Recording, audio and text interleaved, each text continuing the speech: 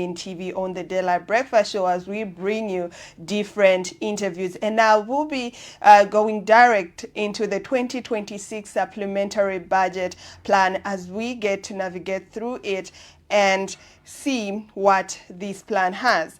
The proposal of a 26.3 billion kwacha supplementary budget by Finance Minister Dr. Stumbeko Msokotwani has sparked debate about Zambia's fiscal direction at a time of mounting economic pressure. Coming just months after the approval of the 2026 national budget, the move highlights emerging gaps driven by rising fuel costs, reduced tax revenues, and increased public expenditure.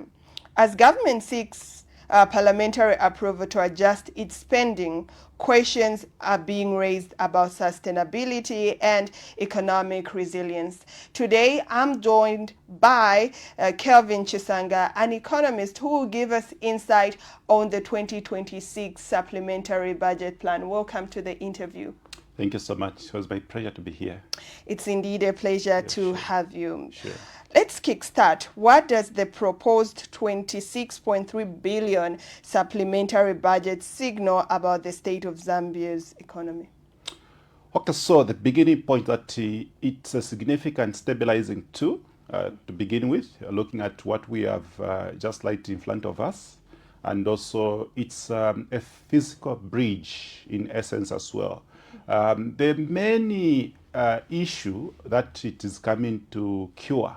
It's the issue to do with the key factors that we are basically sitting in between, which are basically one, the economic realities that we're seeing. Obviously, increased wage bill obligations, the debt servicing payments, and many other that we can actually be able to speak from that point. And again, it's also coming to touch on political realities that is just like in front of us. We understand very well that in the next few days to come, our parliament will be dissolved. So in the midst of dissolution and up to the time when we have election, we won't be able to have any parliament that can actually pass on the budget policy.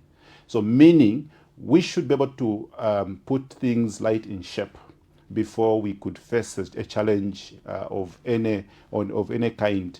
Then the third point, it's the issue where now going to serve external shocks. We understand that the external sector development, like the Middle East, aspect, where we are seeing fuel is escalating with the high cost, and also the energy situation that we do face as a country.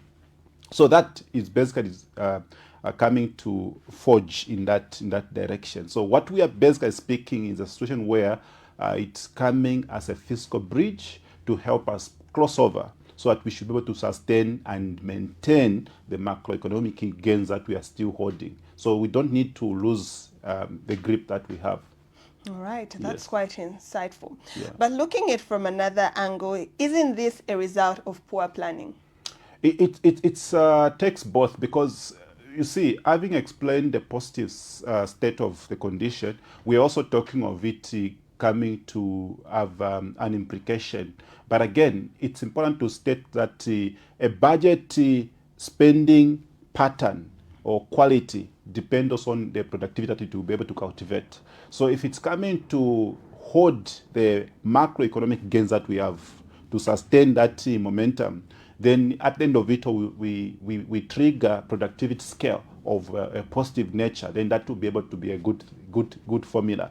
But if it tends to work just to come and fill up the gaps and also to work in those areas, then it becomes relatively difficult. But as I mentioned in the preamble, we are basically looking at the external sector development, which are basically coming with the energy influence. That also ignites an inflationary impact on what we're trying to do. But a good part also is that a larger portion of the budget is coming from realignment of resources, about 10 billion. So meaning we are not going the market to get that 10 billion. We are just realigning some of the projects that need to be adjusted. So the adjustment is what has also given this momentum. meaning the pattern of expenditure is something that's very important to look at. And much to this also, the composition of revenue to the budget. It speaks volumes as well from that perspective. So it goes with what you can see. But again, to each and everything of this nature, even when you look at the 10% increment of total budget comparison, it speaks of the magnitude of what we are facing. Obviously, in different terms, we would be able to say that last year's supplementary budget was sitting at 33 point something billion. This one has reduced by almost a very good amount of about maybe say 4 billion or what. So that actually speaks something that's very important to see. It also depends with the quality of spending, as I mentioned, to see that we trigger productivity. If we do not sustain and then we go for another supplementary budget like the way which happened in 2024, that becomes a worrying position from the expert point of view, and even just from the policy aspects. So it's important to look at it to maintain and also to trigger the productivity gains that need to be seen from there. All right. Looking at this, what you have just outlined, how sustainable is this approach given the loss in revenue? Okay, we understand that the loss that has taken place, for example, the 200 US dollars or 3.4 billion or something thereabout, we are basically seeing it in a sense that we are basically sustaining the momentum that Zambia should be able to cultivate, except that we are sitting with a number of different demand side factors. If we tend to overlook the current obtaining situation, it becomes much more difficult in reality, because what we'll be able to see that inflation will have high spikes, which can disadvantage a number of things, even in the midst of what we're trying to see. Right now, we've got two big risk factors that are standing, even just from an expert view. We can say the issue of fuel is such a standing potential risk factor, and even election itself. During election or during the campaign activeness of some sort politically, that also poses a very bad part of the risk nature. Because what will happen in the case is that the moment we are active in political sensitivity period, most of the investors are on wait and see caution, meaning it becomes more relative difficult even to interplay with productive activities. The output may even not be able to be as good as we are seeing it because of such elements. So if we look at the sustainability models, it also depends on the quality of how we're going to work out with expenditure columns.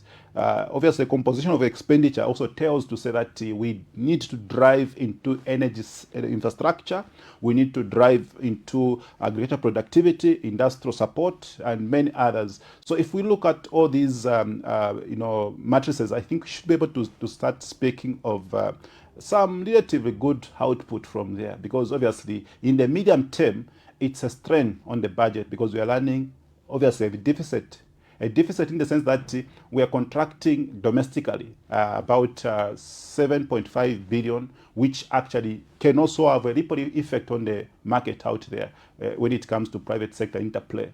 The private sector will be crowded out with liquidity, meaning they can actually be able to have a difficult moment in terms of accessing credit, and the cost of capital in terms of interest rate will be able to be triggered upward because of this demand pressure. So again, the key factor that I should be able to mention here is that it's always important to look at the quality of output that we should be able to see cultivated from there. And again, it's also encouraging to also contain discipline. If we tend to have less economic leakages, then it should be able to align to what we want to achieve at the end of it all. But at the point where we are also, it's important to look at it from the political lens as well. So perhaps the ministers are not going to be in the office, the MPs are not going to be in the office. So if we do not have a proper grip around expenditure patterns, then that also become a difficult situation. It will bring now Zambia to a vicious circle of having more deficit on the budget. So it's important to actually give more quantifiable attention to this aspect. All right. Do you think currently where we're standing, we have that grip and the discipline that is needed? Well, with the parliament pass out, and that's the reason why maybe it has even come to this level of lashing it for even before it comes to mid-year of a budget cycle, because it's on the pretext to say that the parliament has to have oversight. According to the 2022 Public Act of Finance Management, it requires that the parliament should be now the one to pass some of those adjustments.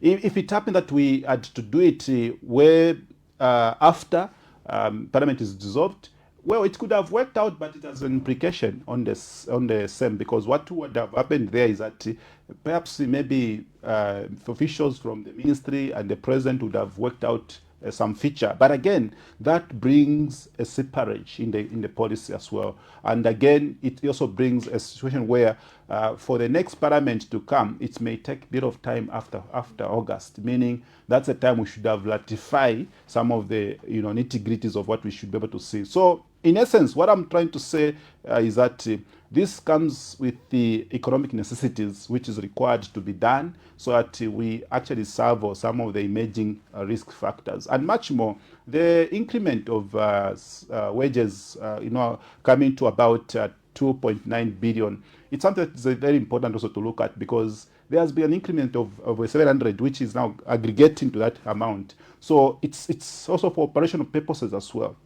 Then when you look at the 7.4 billion going to the agriculture sector, trying to save the country from food insecurity, it's an important aspect as well to just see that there is a payment, onward payment actually for suppliers, and even much more the farmers. It brings that confidence in the market so that we can sustain the conditions. Otherwise, it becomes a bit of a challenge as well if we do not attend to some of these critical issues. If you look at the good stories today of inflation, it's because food basket is at play. Yes. Okay. How can government strike a balance between improving and maintaining fiscal discipline?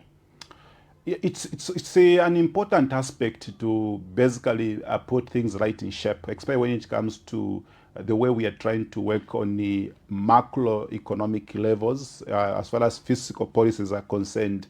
We need to align the monetary policy as well as the fiscal policies to ensure that we basically do not escalate the effect which we have actually been able to experience over time. So what we need to do is to make a special contentment in certain places that we are able to see that they have got vulnerability of some sort. And again, it's important to look at how best can we create a budget balance which should not be able to put pressure with the monetary authorities as well, because they must be aware where we should not be able to run expansionary budget when we see that they are contractually policies that are coming from the central bank. So that also is an important aspect that we need to see. Whatever need to be done, it should be mirrored with the others as well. How is it going to trigger the other effect? The key factor to look at also is to look at how best can we do some trade-off in terms of what we are putting in place, especially when you look at the energy sector, which has been having challenges. The intervention of about 40% in tax relief on the fuel is something that has come also to just basically make some rearrangement as well, because we are losing that money. Imagine losing 40% of the revenue in policy formulation. Like, for example, would have taken VAT, would have taken exercise duty in monetary form, but we are now doing intervention through that policy instrument, meaning we are losing out. So there has to be aligned. That's the more reason why it's even justifiable to have a supplementary budget to ensure that we put economic realities in place, and also we look at the external factors that are also interplaying to the whole formulation of budget implementation process. That will be able to help change the narrative. All right. Talking about the energy sector, do you think there were better alternative government could have used instead of cutting fuel taxes while still protecting consumers? You see, we are at a point where we've got limited fiscal space. Intervention through public finance to direct to the fuel or energy, it's something that is very important right now. But again, it also depends on how you are. You have to work out plans around this, because obviously we are basically working on an IMF template of debt restructuring policy. So it's even more important actually to see that the post-debt restructuring process is still anchored within a predictable environment and within also acceptable parameters. Because you see, we should not be able to move in circle when it comes to the issues of debt management. The sustainability right now is something that is very important, also reflecting the quality that is happening in expenditure. Because you see, we are not just looking at the debt levels or numbers. We are looking at how sustainably can we move even to make repayment. That is what is actually even sitting on the table right now. Because if we tend to do shortcuts in terms of trying to save the almost immediate effect, the budget also should not be able to give effects for the future budget. There must be a way we can balance up with some manageable and scalable scales around areas where we know that it's important to actually even make a return much quicker. Because if we tend to see expenditure going into productive sectors, I think we will be able to cultivate some good elements from there. So the main objective in the case is that we should be looking at productive sectors that to be able to give quicker return, so that we should not be able to land ourselves into serious deficit. So even when you look at the moratorium that has been given on the debt portfolio, it requires that we need to quickly, it's like we're trying to invest. The way this budget is coming, we are basically just trying to bridge into the current momentum, where the momentum itself is demanding that we need to inject some money. Meaning, even when you look at the overall and aggregate demand, will be created from there. Meaning, we are able now to see that there will be integration. Imagine the 2.9 billion that will come from civil servants payments. It will basically flow the production. It will flow the consumption as well. So in the end now, it will have an impact on each and everyone from that perspective. Meaning we can also find disposable income. We can also find productive income as well from that point. All right, as we're going in the dying moments, what should government do, or what lesson should they learn from this situation in order to improve, or rather avoid the frequent in-out in bringing supplementary budget to Parliament? So first of all, we should look at the proper estimates in terms of the budget, the future budget in particular. We should also look at the eventualities that actually fall. For example, last year's budget projection at the mind of election. So definitely, this should have been a budget that should have gone much higher in perspective. And again, we need to look at how we estimate certain projects, because sometimes you underestimate, then you come to realign, you come to do this. So there must be realistic, matrices that should be able to work out when a budget is being formulated. Even when you have got stakeholders' involvement, I think it's important to look at a good contingence of the budget, so that we do not have changes in the middle year. And by the way, if you look at the budget, even just this year, we seem to have a number of elements which are speaking very good, others are questionable. Like, for example, the revenue side, we are thinking to see that we are not meeting the target on the refunds, meaning the tax repayments are not able to be light in shape. And when you look at the whole scenario in totality, I think we seem to have a budget that is standing with a stabilization. But with the second quarter that we have entered, it's now demanding that we need to go for supplementary because of the emerging, events. And again, it's also important to say that we have done relatively very good in terms of stabilizing a lot of key factors, but it should not be able to just work this stability with the sense of intervention of this nature. Meaning, when you look at the whole scenario of the budget implementation, we need to assess the objective results so that we can actually be able to see how we can work with other budgets. So somehow we need to see the temperature of how the budget works from first quarter, second quarter, so that even next year, as we have it on perennial basis in terms of review, then we should be able to work out some better way of putting things in perspective. So the budget predictability and focusing should be able to work in such a way that we do not need to keep learning to supplementary budget, because supplementary budgets most of the times it tells to say that we are underperforming somehow. Then other times it can also be able to tell us that the economy is doing very well, so we need additional finances that need to be stimulated into there.